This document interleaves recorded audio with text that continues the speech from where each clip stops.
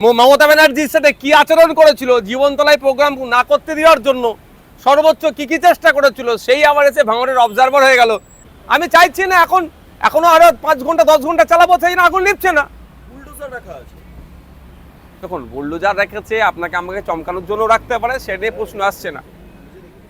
সেইখানে রাজ্যের তরফে বলা হচ্ছে মুখ্যমন্ত্রী মমতা বন্দ্যোপাধ্যায়ের সময় ওবিসি নিয়ে আলোচনা হয়েছে, হাউসের ভেতরে শুভেন্দু অধিকারী ছিলেন, তিনিও আলোচনা অংশগ্রহণ করেছেন, এই সমস্তগুলো বলা হচ্ছে। আপনি তো একই সময় হাউসে ছিলেন, কি দেখেছেন? আমি একজন বিরোধী দল থেকে বিলং করছি, এরকম কোনো প্রভিশন সময় দেওয়া হয়নি বিরোধীদের ওখানে মতামত রাখার। অবশ্যই এটা নিয়ে চর্চা হওয়া দরকার ছিল। ওবিসি বিয়ের ক্ষেত্রে যাদের রিজার্ভেশন দিয়েছে অনেক বিতর্ক আছে, আলোচনা দরকার ছিল, তারপরে এটাকে এগিয়ে নিয়ে যাওয়া দরকার। কিন্তু আমরা যেটা দেখলাম এটা হচপচ করেছে, হচপচ করে ওবিসি এতে যারা ছিলেন তাদেরকে অনেক ক্ষেত্রে ওবিসি বিতে পাঠিয়ে দিয়েছেন। বড় জনগোষ্ঠী শেরশাবাদিয়া থেকে শুরু করে আরও যারা আছেন, এরকম অনেক হচপচ হয়েছে। এটা হয়তো আগামী দিনে যদি ঠিকঠাক না করে, দেখবেন প্রথমে আমরা চিঠি দিচ্ছি, চিঠি দেওয়ার পরে যদি রেকটিফাই না করে আইনি লড়াই আমরা লড়বো। মন্ত্রিসভাতে মমতা বন্দ্যোপাধ্যায় বলছেন যে ওবিসি নিয়ে ইসলাম ধর্মাবলম্বী মানুষদের মধ্যে ভুল বার্তা গেছে, সেগুলো রেকটিফাই করতে হচ্ছে। আপনারা মন্ত্রীদের বলছেন, দেখুন ভুল বোঝানো ঠিক বোঝানোর প্রশ্ন এখানে আসছে না। ভুল করেছে কমিশন, ভুল করেছে, এই ভুলটা শুধরাতে হবে। যদি না শুধরায় আইনি লড়াই হবে। তখন প্রথম শুধরানোর জন্য চিঠি দেওয়া হচ্ছে যে এই জায়গাগুলো আপনারা ভুল করেছেন। আপনারা প্রথমে ভুল করলেন, আবার শুভেন্দু অধিকারীকে দিয়ে সেই আবার মুসলিম ধর্মের মানুষকে গালাগালি খাওয়াচ্ছেন। গালাগালি মানে সমালোচনা করাচ্ছেন। দুটো একসাথে মাইনাসে চলছে, সংখ্যালঘু আর মুসলিমরা যারা আর্থসামাজিকভাবে পিছিয়ে আছে। শওকত মোল্লা বলছেন যে তাজা আলু হোক বা পচা আলু, সেগুলোকে নিয়ে চলতে হবে। শওকত বাবু হঠাৎ করে দেখছি এইসব নিয়ে কথা বলছেন। কাসেম সিদ্দিকী তৃণমূল কংগ্রেসের সাধারণ সম্পাদক হওয়ার পর এই কথাটা শওকত বাবুর বলার কতটা রাইট আছে এটা তো প্রশ্ন থেকে যাবে। যদিও তাদের দলের অভ্যন্তরীণ ব্যাপার, আমি বলতে পারি না, তাকে আমি বেশি জ্ঞান দিতে পারবো না। যেহেতু ব্যাপারটা যখন মিডিয়াতে এসেছে আপনি প্রশ্ন করছেন, আমি তাহলে বলি, তাহলে আরাবুল ইসলাম আবার প্রেস করে বলবে যে শওকত মোল্লা দিদি অর্থাৎ তখন আরাবুল এখন কোথায় সাইড লাইনে, এটা প্রশ্ন তুলতেই পারে।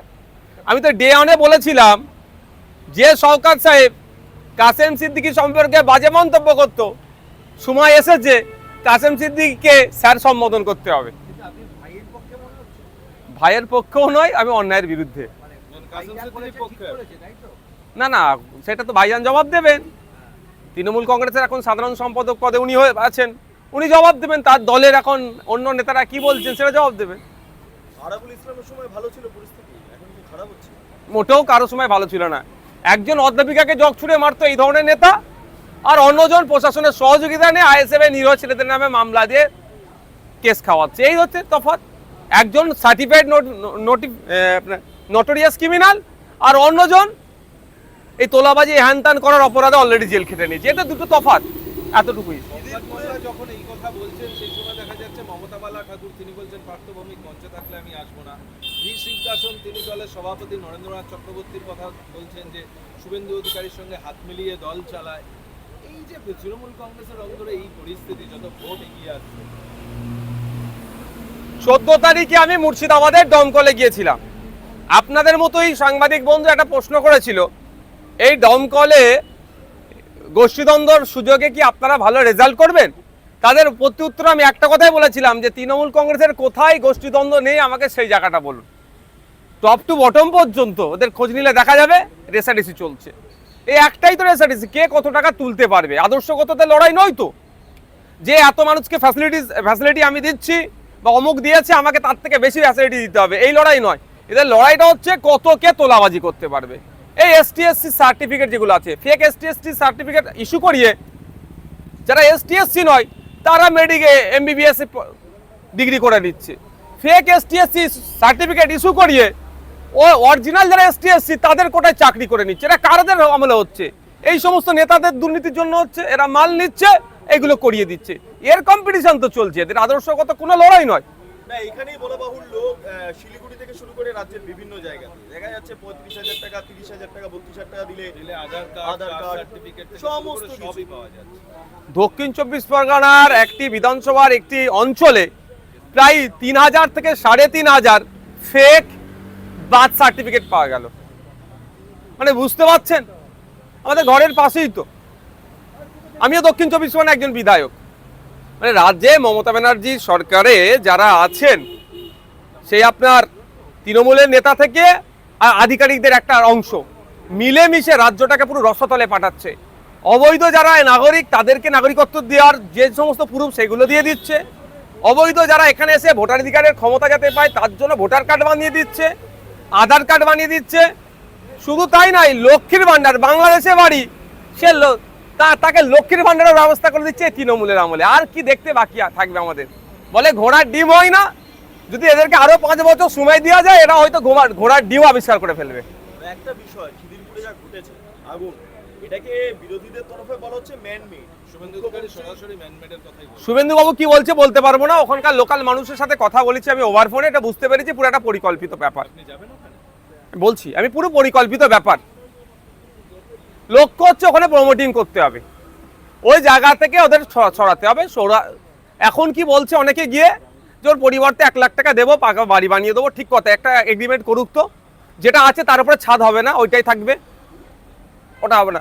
যে হয়তো গ্রাউন্ড ফ্লোরটা ওদেরকে দিতে পারে, বাকি তো বাকি আছে যেগুলো G+10 করবে কি G+7 করবে কি G+6 করবে, সেটাই লুটার। কদিন 2 বছর আগে হাওড়াতে হয়েছিল, হাওড়া মঙ্গলা হাটে ঠিক একইভাবে পরিকল্পিতভাবে আগুন লাগিয়েছিল। আমাদের স্পষ্টভাবে দাবি হচ্ছে যে আগুন কিভাবে লেগেছে এই ঘটনার পূর্ণাঙ্গ তদন্ত করতে হবে, যারা ক্ষতিগ্রস্ত হয়েছে ক্ষতিপূরণ দিতে হবে। 2024 সালে পার্লামেন্টে একটা রিপোর্ট পেশ হয়েছিল, সেই রিপোর্টে বলা হচ্ছে এই প্রত্যেকটা রাজ্যের যে ফায়ার ব্রিগেড ডিপার্টমেন্টের কর্মী সংখ্যা এবং কোথায় কোথায় দুর্বল আছে, এই দুর্বল রাজ্যগুলো কোথায় কোনগুলো। তার মধ্যে আমাদের গর্বের পশ্চিম বাংলা, এগিয়ে থাকা পশ্চিম বাংলার দুর্বলের দিক থেকে 5 নম্বরে আছে। মানে আমাদের প্রায় 14,000-এর ওপরে কর্মী শর্টেজ আছে। উন্নত মানের মেশিনারি নাই, ইকুইপমেন্ট নাই, যেটা দ্রুত কোনো জায়গায় আগুন লেগে গেলে সেটাকে কন্ট্রোল করতে পারবে, বা সেই সিস্টেমটা নাই। এ নিয়ে চর্চা হয় না, চর্চা হয় কোথায়? নওশাদ সিদ্দিকীর নামে 20টা কিভাবে মামলা দেওয়া যাবে, আইএসএফ এর ছেলেরা কোথায় আছে, কে নেতৃত্ব আছে খুঁজে বার করে তার বাবার নাম দাদুর নাম ঠিকুজি গোষ্ঠী বার করে কিভাবে মামলা ঢুকানো যায়, জেলে থাকার পরেও এক্সট্রা মামলায় কিভাবে ট্যাগ করা যায়, এই নিয়ে ব্যতিব্যস্ত আছে। আমাদের রাজ্যে প্রায় আগুন লাগছে, মানুষ ক্ষতিগ্রস্ত হচ্ছে। ওগুলোকে কন্ট্রোল করার জন্য যে ফায়ার সিস্টেমটা আনা দরকার, আপগ্রেডেশন করা দরকার, তাতে কোনো এদের চিন্তা নাই। একটা বিষয় যে মুখ্যমন্ত্রী আগে থেকে গিয়ে ঘোষণা করছে যে আলাদা জায়গা তৈরি হয়ে গেছে, সেখানে স্থানান্তরিত করা হবে, ফলে এটা যদি পরিকল্পনা যদি না হয় তাহলে এত দুটো সাথে আরেকটু যুক্ত করে দিই, এটা আমাদের বিধানসভার অদূরেই ঘটনা, ছুটে পৌঁছে যেতে পারবো আমরা খিদিরপুরে। সেখানে প্রায় ওখানকার দোকানদারদের কথা, আমি তাদের সাথে কথা বলেছি, যে প্রায় 1.5 ঘন্টা বাদে তারা আসছে। ফায়ার ব্রিগেডের 2টো গাড়ি এসেছে, যে 2টো গাড়ি এসেছে সেই 2টো গাড়িতে ট্যাঙ্ক খালি ছিল, পূর্ণ ট্যাঙ্কও ছিল না। এর মানেটা কি? আবার আমাদের সম্মানীয় চিফ মিনিস্টার গিয়ে বলছেন আমি আগে থেকেই আপনাদের জন্য অল্টারনেটিভ জায়গার ব্যবস্থা করে রেখেছি। তাহলে তো একটু তো সন্দেহের দানা বাঁধছে, যেখানে হয়তো জমি আঙরদের নজরে পড়েছে ওই মার্কেটটি, ওখানে স্টার হোটেল বা আমোদ প্রমোদের কিছু ভালো জায়গা বানাতে হবে, ব্যবসার কাজে লাগাতে হবে। সেই জন্য যেভাবে এখন টার্গেট পড়েছে আমাদের প্রেসিডেন্সি জেলটাকে, তাকে সুইচ করিয়ে বা তাকে ওখানে তুলে বারুইপুরে পাঠানোর চেষ্টা করছে, এটা হয়তো হতে পারে। 30 ঘন্টার উপরে কেটে গেল, এখনো স্টিল আগুন জ্বলছে, এখনো ধোঁয়া উঠছে, কুলিং প্রসেস নাকি চলছে। বৃষ্টির মধ্যে এত টাইম লাগে কুলিং প্রসেস?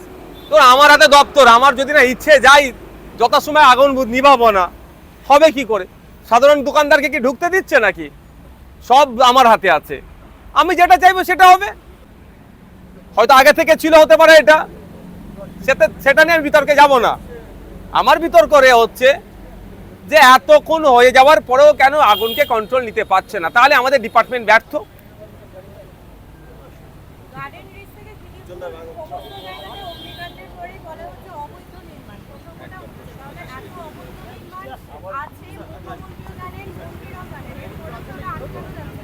অবৈধ নির্মাণ আটকানোর দায়িত্ব হচ্ছে তো প্রশাসনের। কাউন্সিলরের কাজ কি? তার ওয়ার্ডে যে সমস্ত ফ্যাসিলিটিস বা যেগুলো পরিষেবা দেওয়ার সাথে সাথে অবৈধ যেগুলো হবে সেগুলোকে আটকানোর। কিন্তু কাউন্সিলর সেগুলো বরঞ্চ দেখা যাচ্ছে ম্যাক্সিমাম কাউন্সিলর অর্থের বিনিময়ে অবৈধ নির্মাণ করতে আরো সহযোগিতা করছে। সেটা আমাদের দুর্ভাগ্য। আমাদের জনপ্রতিনিধি কারা হয়েছে, এই বৃষ্টি এসছে।